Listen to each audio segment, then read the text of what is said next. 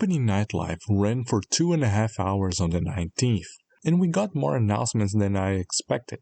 So let's go over what was announced, and I'll share my thoughts on what caught my attention.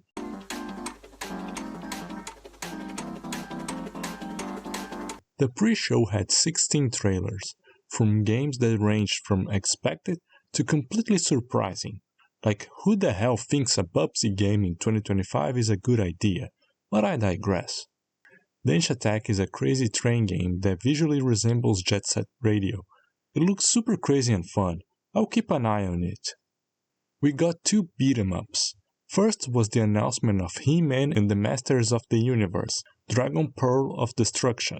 It was a great surprise for me, and the 80s-90s commercial-inspired trailer was a nice touch of nostalgia. The limited run games label is a letdown, but I am excited for it.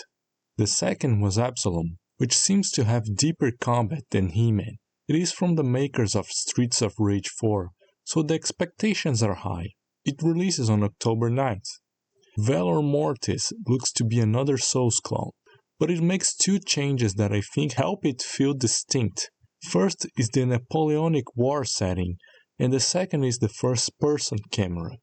The last announcement of the pre-show that I thought was interesting was the Sonic and Pac-Man collaboration, with Pac-Man featuring as a racer in Sonic Racing Crossworlds and Pac-Man World 2 Repack getting a Sonic Team level.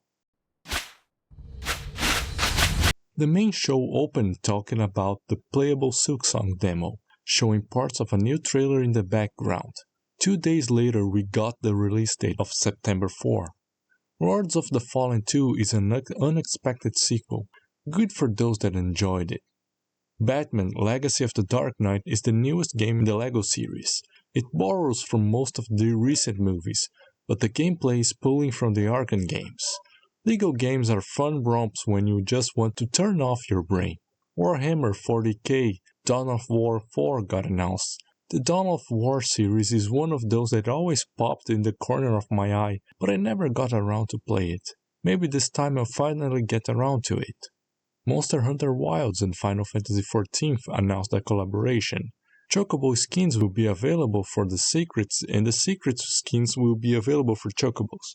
Plus, Omega will be available to hunt in Wilds, and Arkveld will be available as a raid in FF14. Their previous collab during World was popular, so repeating it was a no-brainer. Capcom kept the trailers going with a new Onimusha trailer, and I'm glad they went in the direction that I talked about in my expectations video.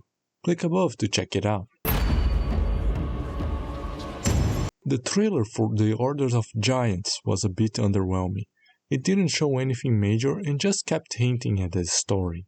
The Switch 2 port was a surprise, but nothing to be amazed at.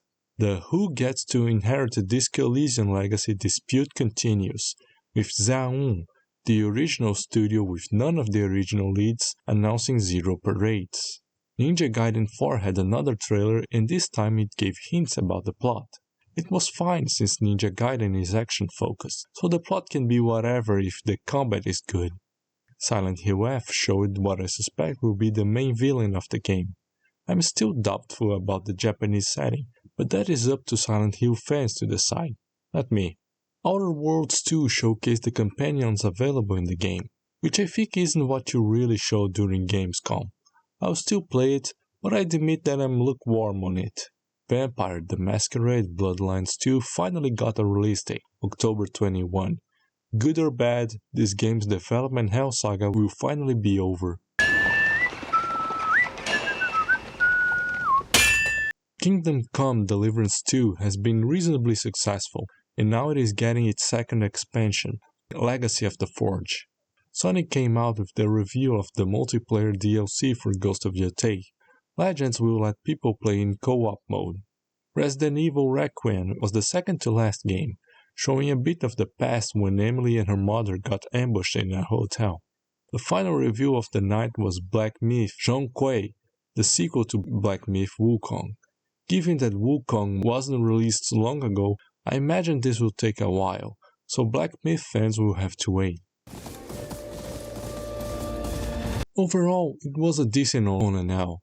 However, I did notice a larger number of games scheduled for next year compared with previous years, which tended to focus more on releases in the coming months. Another bad point were people on stage. Every time they brought someone, it was either very rehearsed, corporate speech, or completely dry, awkward talks that just made people cringe. These were my thoughts on this year's On and Now. If you want to add a game I left out, leave a comment below. And if you enjoyed this video, leave a like, subscribe, and I'll see you around.